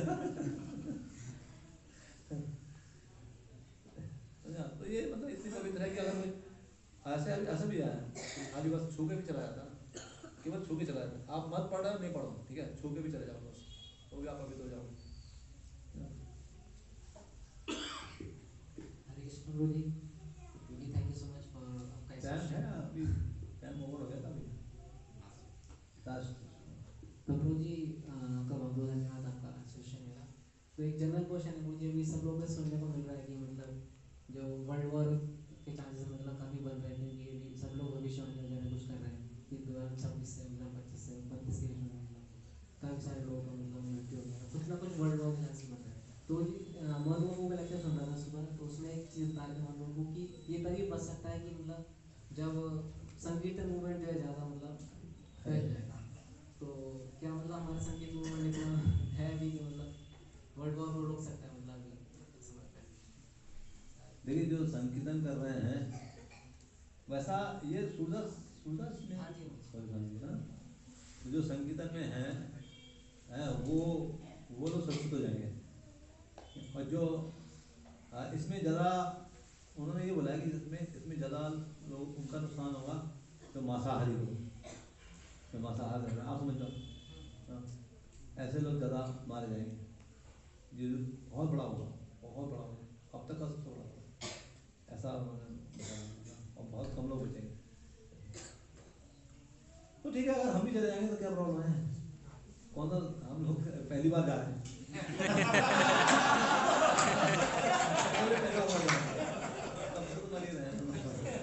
और ऐसा नहीं कि हम ही सब बनेंगे, कितने लोग बनेंगे, चिंता किस बात की है, चिंता भय होता है। नहीं तो मुझे ये भय लेकर के मतलब भय अपने मन में बैठा रहता है, फिर ये रहता है कि भगवान के धाम जाएंगे नहीं, मतलब यही सोच कर मैं कोई बात नहीं। अब वो बोलते हैं ना, कृष्ण अर्जुन बोलते हैं ना कि भाई जो भक्ति कर रहा है लेकिन उसकी भक्ति पूरी नहीं हुई, अधूरी में चला गया, वो छिन्न भिन्न बादल की तरह नष्ट तो नहीं रहता है। भगवान बोलते नहीं, जिसने भी अगर भक्ति के लिए वो उसका कभी भक्ति नष्ट नहीं होगी, अगले जन्म में फिर वो, जैसे अब मान लीजिए 10 तक किया है तो अगले जन्म में 11 से शुरू करेगा वो, उसकी कभी भक्ति नष्ट नहीं होगी, केवल शरीर चेंज होंगे बस, और कुछ नहीं होगा। तो भक्तों के लिए तो सुरक्षा ही सुरक्षा है, अगर यहाँ भी रहेंगे तो भी आप प्रचार करेंगे, फिर नया जन्म लेंगे फिर प्रचार करेंगे, भगवत धाम जाना ही जाना है। आपका टिकट कट चुका है, अब कम कन्फर्म होगा ये आपके हाथ में, ये आपके हाथ में, आप कितनी जल्दी चाहते हो, कितनी जल्दी चाहते हो भगवत धाम जाना, जाएंगे सब। जो भी शिलंगबाजी मूवमेंट में आ गया है वो जाएगा जरूर, यह है कि कितना शीघ्र जाए, ऐसे 10,000 साल तक हमारे पास मौका है, कोई तो इसी जन्म में जा सकते हैं ना, हमारे प्रभु जी हैं, तो इसी जन्म में जाएंगे। बाकी हम लोगों का 2-4 जन्म हो सकते हैं, 10 जन्म हो सकते हैं यहाँ पे। अगर एक बार जब जितेंद्र जी बोले थे, मान लो आपके 1000 जन्म में हो, 1000 जन्म, कोई बोले 1000 जन्म के बाद जाओगे, तो भी सौदा जो है बहुत सस्ता है, बहुत सस्ता। कब से यहाँ पे हैं हम लोग, अरबों खरबों साल से यहाँ पे हैं, ठीक है। तो अगर 1000 और हो गए जन्म तो कोई बात नहीं, बहुत सस्ता सौदा। तो इस तरीके से सुरक्षा तो है, सब तरह से सुरक्षा है। उनकी चिंता है जो लोग केवल पाप कर रहे हैं, उनको मनुष्य जन्म मिलेगा। अब मान लो 84 लाख योनियां है ना, 84 लाख योनियों में आप मिनिमम 1 साल रख लो, कि 1 साल एक योनि में रहना पड़ेगा, मिनिमम बता रहे हैं, तो कितने साल हो गए, 84 लाख साल हो गए। 84 लाख साल बाद फिर मनुष्य जन्म मिले, और मनुष्य जन्म में भी अगर उसकी चेतना हो, कृष्ण भावना हो या नहीं हो, कोई गारंटी नहीं कि सारे 84 लाख योनि के बाद फिर सब कृष्ण भावना हो जाएंगे। ऐसे कब तक भटकते रहेंगे, कब तक भटकते रहेंगे, उन्हें पता नहीं लग रहा। अभी तो वो पाप कर रहे हैं, किसी को मार दिया, किसी को लटका दिया, किसी को जला दिया, है ना, उन्हें पता नहीं लग रहा कि वो क्या कर रहे हैं। वो तो कम भुगता, जो जल गया वो कम भुगता, लेकिन जिसने किया है ना उसको कितना भुगतना पड़ेगा, कितना भुगतना पड़ेगा। बहुत बड़ी सजाएं हैं इसकी, बहुत बड़ी सजाएं हैं। तो ये व्यक्ति आज अभी वो देख नहीं पा रहा है, जैसे मैंने शुरू बताया, चक्षु नहीं ना, आंखें नहीं खुली हैं, वो पता नहीं कि मुझे कितना भुगतना पड़ेगा। बार बार गर्भ में आता है, गर्भ से निकलता ही नहीं है, कई बार गर्भ में मार, जैसे कई बार होती है ना माताएं गर्भ में मार देती हैं, ऐसे लोग होते हैं। वो तो बच्चे का क्या कसूर था, बच्चा बेचारा, चलो माता ने घर से किया, बच्चे का क्या कसूर था, बच्चे का भी कसूर होता है। वो कई जन्मों से मतलब सूर्य की रोशनी देख नहीं पाता, बाहर ही नहीं पाता, अंदर ही अंदर बहुत बार मरता है। तो बहुत सारी सजाएं होती, काम लोगे अगर सुनोगे ना, इतनी सजाएं हैं। ओके, अभी हम हॉरर शो में दिखा रहे हैं ठीक है, ओके, समय हो गया, अभी समय अलाउ नहीं कर रहा है क्योंकि अभी सब तो प्रचार नहीं होगा, हाँ अलग से कर लेते हैं, अलग से कर लेते हैं, आप अलग से कर लो उसमें।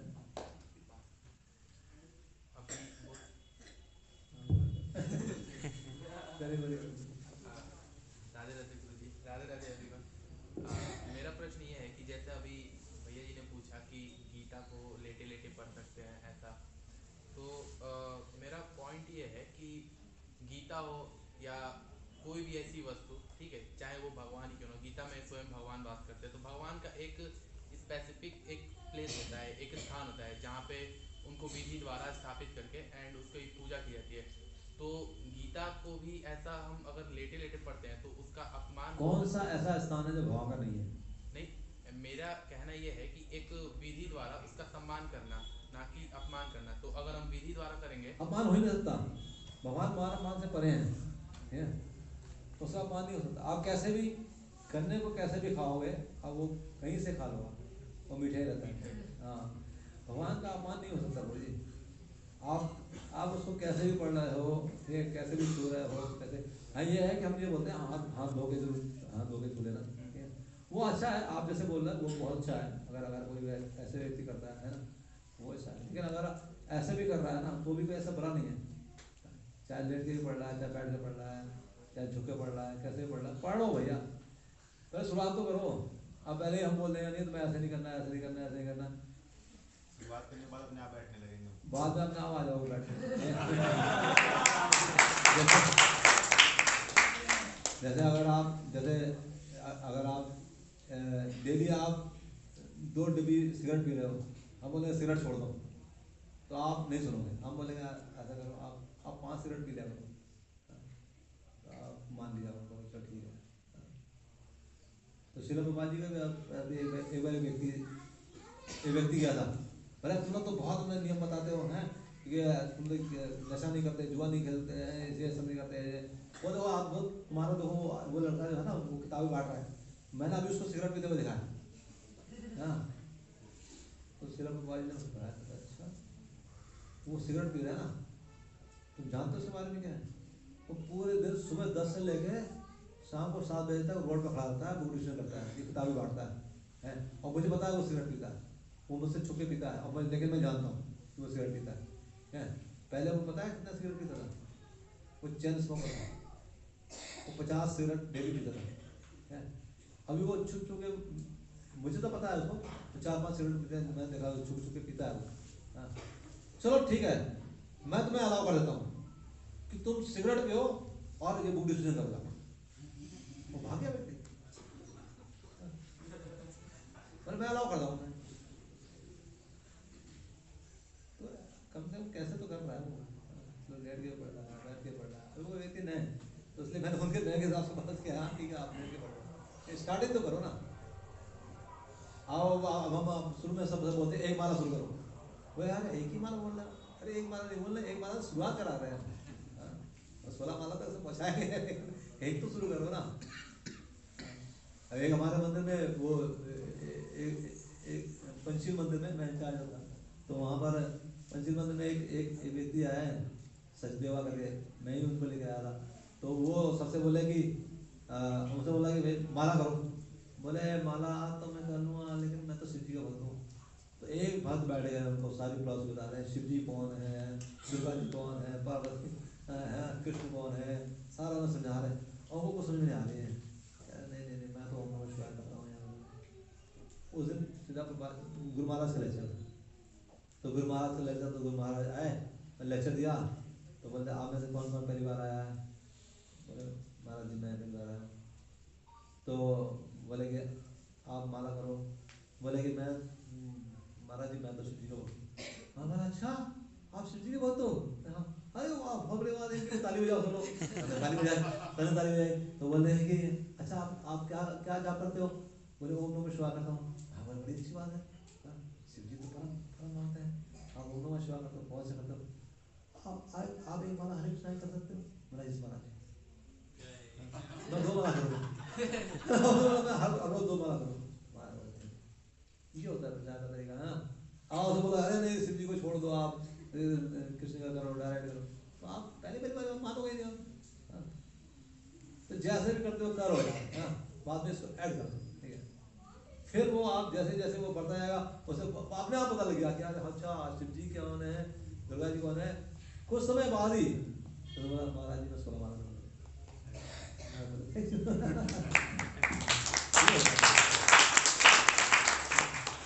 शुरुआत में एकदम सब कुछ नहीं बताया जाता। हरे कृष्ण। हरे कृष्णा। ग्रेस मधुसूदन प्रभु जी की।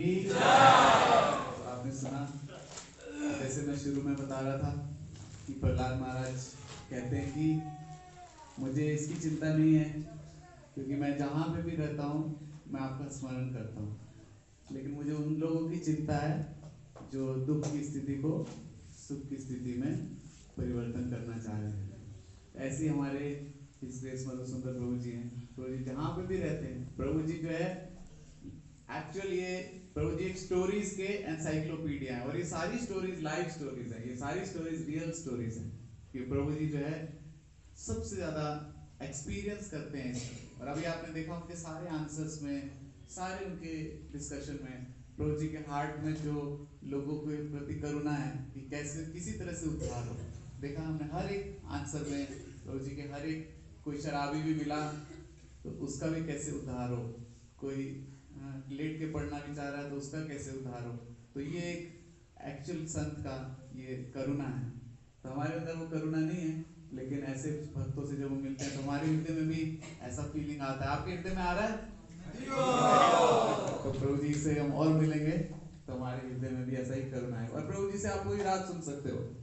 एक बार मैं और गोलोक वासनी हम लोग द्वारका यात्रा गुरु महाराज की हुई थी, और ट्रेन का कुछ दिक्कत था तो हमें अहमदाबाद उधर से निकलना पड़ा, और प्रभु जी भी उस समय अहमदाबाद जा रहे थे, तो स्टेशन पे मिले हम लोग। कुछ ऐसे हुआ, एक साथ हम 3 लोग जा रहे थे, और मुझे लगता है शायद 5-6 घंटे का रास्ता वो यात्रा थी। तो पहले थोड़ा देर, आधा 1 घंटा शायद जब कंप्लीट हो गया, पूरे 4-4.5 घंटे जो बचे थे प्रभु जी जो है गुरु महाराज की कथा सुनाते हैं। हम दोनों सुनते थे और प्रभु जी सुनाते थे। कौन? आंध्र प्रभु जी का था। तो प्रभु जी का हृदय जो है वो भरा हुआ है। या कुछ भी क्वेश्चन पूछोगे कथा साथ में आएगी। देखा आपने, कुछ भी पूछोगे प्रभु जी एक एग्जांपल, क्योंकि वो he is living the Krishna conscious philosophy, he is giving this mercy to everyone. ये सबको दे रहे हैं। ये जो सारी जो स्टोरी सुनी हमने, ये सारी प्रभु जी के खुद एक्सपीरियंस का ये, और कहीं से भी आप उनसे कुछ भी क्वेश्चन पूछो, एक बोनस स्टोरी हमें साथ मिलता है। So we are very fortunate. 5 minute जैसा लगता है। हाँ, तो अभी चल सकता है, मेरे को तो लग रहा है और चलता रहेगा। मैं बोलना चाहूँगा, मेरी माता जी की फ्लाइट जो है वो मुझसे पहले थी, और मेरी फ्लाइट जो है बाद में थी। तो मैं जब फ्लाइट से उतरा तो माता जी वहाँ मेरा वेट कर रही थी, और 2 घंटे मैं लेट आया, माता जी वहीं वेट कर रही थी। मैंने बोला आप गए क्यों नहीं? कह रहे नहीं, आपको साथ में ले जाना। तो मुझे आपने जो है टैक्सी में बैठाया और मंदिर छोड़ के फिर वापस यहाँ आया। ये माता जी की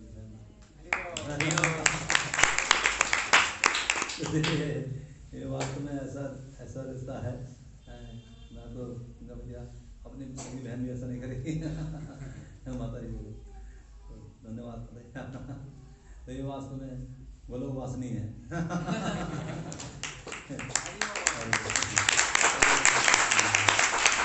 प्रभु जी का संग हमें और मिले, हम भगवान से प्रार्थना करते हैं। आप सब चाहते हैं प्रभु जी से और सुने? और आज किसी को लग रहा है भूख भी नहीं लग रही है, नहीं तो इतने तो आधे लेक्चर में लोग पहले ऊपर निकल लेते हैं। तो प्रसाद चालू हो गया होगा तो मुझे लग रहा है कोई भी नहीं जा रहा। Everyone is spellbound, everyone wants to hear more and more. लेकिन प्रभु जी को सुबह प्रभु जी का गुरुग्राम में लेक्चर है, तो जैसे प्रभु जी ने आते ही बताया, मैंने रिक्वेस्ट किया और प्रभु जी ने उसको एक्सेप्ट किया, अदरवाइज उनके लिए हेक्टिक भी हो गया, अब सुबह जाना है। तो ऐसे सेजेस, ऐसे ग्रेट, तो हम सेजेस की बात सुनते हैं, महात्मा, ऐसे महात्मा। प्रभु जी बहुत सरल हैं, बहुत सीनियर हैं, किसी से भी बहुत फ्रेंडली बात करते हैं। सो वेरी फॉर्चुनेट हमारे दिल्ली मंदिर में। और मैं गुरु महाराज का एक लेक्चर सुनता हूँ ऑफ्टन, पता नहीं वो लेक्चर बार बार आ जाता है। सुबह मैं रेडी होता हूँ तो सुनता हूँ, वो मुझे लेक्चर अच्छा भी बहुत लगता है। वो मैराथन के क्लोजर का लेक्चर है, और उस लेक्चर में महाराज मधुसूदन प्रभु जी का नाम बार बार लेते हैं, कहते हैं कि हमारे कैप्टन है बुक डिस्ट्रीब्यूशन के। तो जो हमारे कैप्टन है, खाली दिल्ली के नहीं, ये पूरे इस्कॉन के कैप्टन है बुक डिस्ट्रीब्यूशन के, और इनसे हम सारा इस्कॉन प्रेरणा लेता है। हमें पता भी नहीं है कि प्रभु जी कितने एक एक सड़क पर जाकर एक एक गाड़ी को पता नहीं कितने सालों तक प्रभु जी ने धुआं खाकर, धूल मिट्टी धूप खाकर, लोगों को स्टोरी सुनाकर, उनको मजाक करके, उनको कैसे भी ये केन प्रकार ने कैसे भी ट्रिक करके, प्रेम से ठग के, कैसे भी उनको कृष्ण प्रभु जी देते आए हैं। और ये प्रभु जी ने इतनी सारी, अभी प्रभु जी एक टीम को लेके चलते थे, उसमें बहुत सारे डिवोटीज ट्रेन हुए, आनंद निताई को और कई डिवोटीज, और वो सारे एक एक बुक डिस्ट्रीब्यूशन पार्टी पूरे इंडिया में अलग अलग जगह पे वो डिस्ट्रीब्यूशन कर रहे हैं मैराथन में। So all glories to his grace Madhusundar Prabhu की थैंक यू। एक बार हरे कृष्णा महामंत्र करते हैं प्रभु जी के लिए जोर से, हरे